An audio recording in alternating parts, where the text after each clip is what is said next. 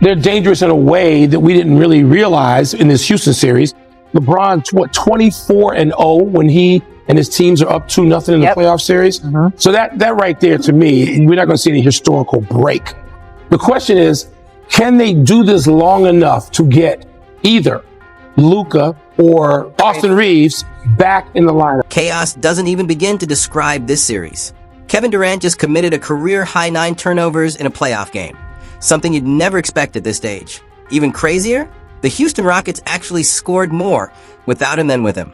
Meanwhile, LeBron James, at 41, dropped 8 assists in a single quarter, the most of his playoff career. None of this makes sense, and that's exactly why it matters. The switch with Şengün. LeBron says, I'll just pull up again from right here. Why not? You might not want to upset that man. Before this series started, the verdict felt unanimous. 15 out of 16 ESPN experts picked the Houston Rockets to win. Stephen A. Smith even said on live TV that a Lakers victory was close to impossible. Vegas backed it up, heavy favorites, no debate. And honestly, it made sense. The Los Angeles Lakers were missing Luka Doncic and Austin Reeves, a combined 50-plus points per game, gone overnight with injuries. A short-handed roster against a deep, physical Houston squad built to exploit exactly that weakness. But 2 games in, the script's already broken. Lakers up 2-0, and nobody saw it coming. Yes. Quick first step, reverse jump. He still does that, by the way. That quick first step right here. That's beautiful. Look at the jump. Let's slow this down for a second, because this isn't a the Los Angeles Lakers are back, start the parade moment. They caught the Houston Rockets in Game 1 without Kevin Durant, and they shot the lights out, historically hot. If they somehow finish this series, there's a strong chance a team like Oklahoma City Thunder shuts it down in round 2. But what's actually happening here is way more interesting than just they got lucky. Through 2 games, this doesn't even look like the same Lakers team from the regular season. It looks like something J.J. Redick rebuilt almost overnight, like a completely new identity formed in less than 2 weeks. So here's the real story. What changed, why it's working against Houston specifically, and why the Rockets' game plan on the other end has made almost no sense. Because honestly, this might be the most fascinating storyline of the entire first round. Go back to April 2nd. Luka Doncic and Austin Reeves both go down in that loss to OKC. The MRI results? Worst case scenario. Grade 2 hamstring for Luka, grade 2 oblique for Reeves, both out for weeks. Immediately, the narrative flips. ESPN polls 16 experts, 15 pick Houston. Rockets in 5, 6, maybe 7. And the logic was solid. Houston dominates the glass. They've got Durant, Alperen Sengun inside, and explosive athletes like Amen Thompson attacking the rim. On paper, this matchup should have been a nightmare for a short-handed Lakers team. Out-rebounded, out-muscled, and overwhelmed in the paint. Then Game 1 started and everything broke.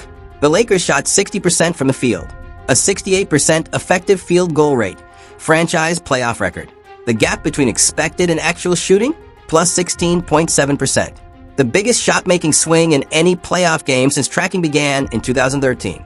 It wasn't just hot shooting, it was historically absurd. But here's the key question. Was that just luck or the start of something Houston still hasn't figured out? Smith. Kennard tries a 3. Got it! Kennard! Game 1 didn't even make sense on paper.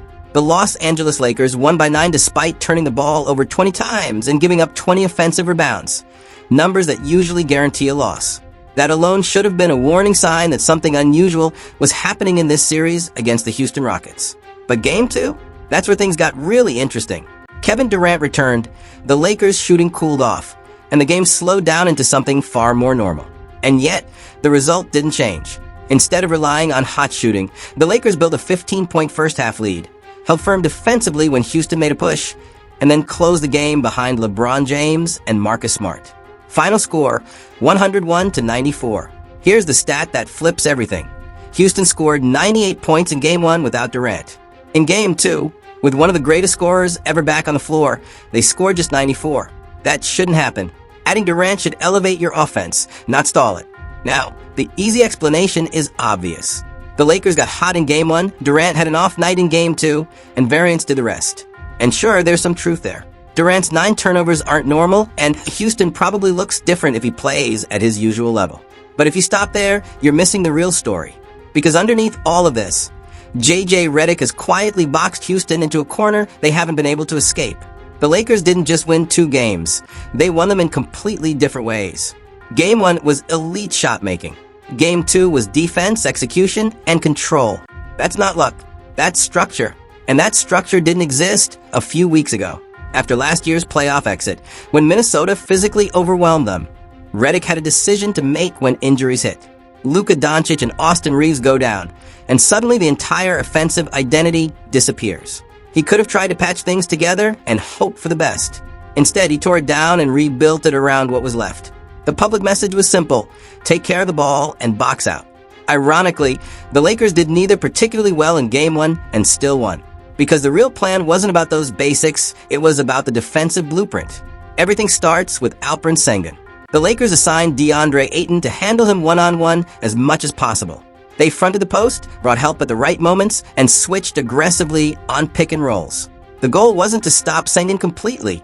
It was to redirect him, force him into mid-range shots, take away easy interior looks, and make him uncomfortable. It worked. He had stretches where he simply couldn't find rhythm. Then there's Amen Thompson. In transition, he's almost impossible to stop. So the Lakers changed the game before it even started. They picked him up early, built a wall in the half court, and dared him to shoot. Not just encouraged it, invited it. And he took the bait, settling for jumpers instead of attacking the rim, which completely shifted his impact. The third piece is the three-point line. Houston generates a lot of its offense from chaos, offensive rebounds, second chances, kickouts. So the Lakers committed to aggressive closeouts, running shooters off the line and forcing them into less efficient looks. The Rockets didn't shoot terribly, but they didn't shoot well enough to compensate for everything else breaking down. And that's where the system connects. When the Lakers control those three areas, paint touches, transition, and clean threes, Houston's offense becomes predictable. And predictable offenses are easier to defend, even when they have elite talent. On the other end, the Lakers simplified everything. LeBron James runs the offense. Luke Kennard spaces the floor and shoots without hesitation. Marcus Smart creates secondary offense and brings physicality. That's it. No overcomplication, no unnecessary layers. Game 1 showed how dangerous that can be early. LeBron had 8 assists in the first quarter alone, the most he's ever had in a playoff quarter. That wasn't stat chasing. That was tone setting. It got shooters in rhythm, established spacing, and forced Houston to react instead of dictate. The personnel makes it work. Ayton holds his own inside, which prevents constant double teams. Wings like Vanderbilt and Hachimura switch across positions, keeping the defense flexible. Smart disrupts actions before they even develop. Every piece fits a role, and every role connects to the system. And maybe the most underrated decision? Giving Kennard the ultimate green light. Any space, anytime, shoot. That one change stretches the defense just enough to unlock everything else. What makes this so difficult for Houston is that there's nothing complicated to solve. There's no intricate system to break down, no hidden action to decode. It's simple, direct basketball executed at a high level. And sometimes that's harder to defend than complexity. The bigger takeaway isn't just that the Lakers are up 2-0. It's how they got there. Redick looked at a broken roster, accepted reality, and built something new instead of trying to replicate what was lost. And in doing that, he exposed a real issue with Houston. When forced out of their comfort zones, when Sengun and Thompson aren't living in the paint, when the offense isn't fueled by second chances, the Rockets don't have enough consistent shot creation to keep up. That's the story beneath the surface. Not luck, not randomness, a deliberate shift that Houston hasn't answered yet. Here's the part that's genuinely tough to watch if you're a Houston Rockets fan, because the issues aren't just bad luck, they're self-inflicted. Through 2 games, Houston's defensive approach to LeBron James has been fundamentally flawed. They've trapped him aggressively and switched Kevin Durant onto him in key moments. On paper, that might sound reasonable. In reality, it's playing directly into LeBron's strengths. When you trap LeBron, you're essentially telling one of the greatest playmakers in basketball history, go ahead, read the floor, and that's the last thing you want. At 41, LeBron isn't looking to beat you with contested step-back threes or tough fadeaways every possession. If anything, that's the outcome you'd prefer. What you don't want is him dissecting your defense, forcing rotations, and creating open looks for everyone else. But that's exactly what Houston is allowing. Every trap leads to a read. Every read leads to a rotation. And every rotation leads to an open shooter or a breakdown somewhere else on the floor. LeBron isn't trying to score 45. He's trying to control the game. And right now, he's doing it perfectly. Then there's the decision to put Durant on him. This isn't about Durant being a bad defender. He's not. It's about the matchup itself. At nearly 7 feet tall, navigating screens against a player like LeBron is incredibly difficult. The Los Angeles Lakers are exploiting that every time down the floor. They run LeBron into a screen, force a switch or a rotation, and suddenly the defense is scrambling. The same thing happens when Alperen Sengun gets switched onto LeBron. You can see it in real time. He's calling for help before the play even fully develops. And that instinct, while understandable, creates even more problems. Because the moment help comes, LeBron already knows where the next pass is going. That's when the ball swings to shooters like Luke Kennard, and suddenly you're giving up clean looks from 3. Houston is making the classic mistake against an elite playmaker. Overreacting. Instead of living with tough individual scoring, they're opening up the entire floor. And against someone like LeBron, that's a losing strategy. Through 2 games, no player has controlled this series more than LeBron. And that's with Durant and an all-star caliber big like Sengun on the floor. That alone tells you something is off. What makes it even more remarkable is the context. This wasn't supposed to be LeBron's team anymore. The Lakers had transitioned into a new era led by Luka Doncic, with Austin Reeves as a secondary option. LeBron had shifted into a more measured role during the regular season. Then April 2nd happened and everything changed overnight. Now at 41 years old, he's back to being the best player on the floor in a playoff series. The numbers are impressive, around 23.5 points, 10 assists, and 8 rebounds through 2 games, but they don't fully capture what's happening. It's how he's getting those numbers. He's not forcing offense. He's picking spots, running in transition, cutting at the right moments, attacking mismatches when they appear. In Game 2 alone, he scored on a transition dunk, a transition layup, a clean blow-by into a reverse finish, and a perfectly timed backdoor cut. These aren't high-difficulty, energy-draining plays. They're efficient, controlled, and smart.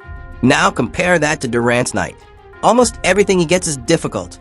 ISO possessions against set defenses, contested jumpers, heavy on-ball creation. At 36, that kind of workload wears you down over the course of a game, especially against a physical defense. That's the difference. LeBron is creating easy offense for himself and others. Durant is being forced into hard offense possession after possession. Over time, that gap adds up. And then there's the stamina. LeBron played nearly 40 minutes in Game 2 and still looked fresh in the closing stretch. That's not just physical conditioning. It's pacing, decision-making, and understanding when to exert energy. At this stage of his career, that's what separates him. The supporting cast deserves real credit too. Kennard has been on fire, averaging around 25 points across the first 2 games. Marcus Smart looks like he's back to his peak form, impacting both ends of the floor. And DeAndre Ayton has quietly dominated his matchup. Sengun, who thrives on touch shots and interior scoring, has struggled badly. 15 for 39 from the field across 2 games. Those are shots he normally makes consistently. But Ayton's physical presence and discipline have disrupted his rhythm completely. It may not be flashy, but it's been one of the most important factors in the series. So where does this leave us? The Lakers weren't supposed to be here. This is supposed to be a 5 or 6 game loss, followed by an offseason full of questions. Instead, JJ Redick has outcoached Houston early. The role players have stepped up, and LeBron looks like the best player in the series. Now let's be realistic. This likely doesn't extend forever. If the Lakers advance, a team like Oklahoma City Thunder presents a completely different challenge. They're deeper, more balanced, and arguably more disciplined on both ends.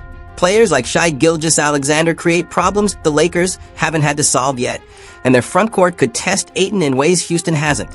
But there's a wild card here. Luka Doncic and Austin Reeves aren't necessarily done for the postseason.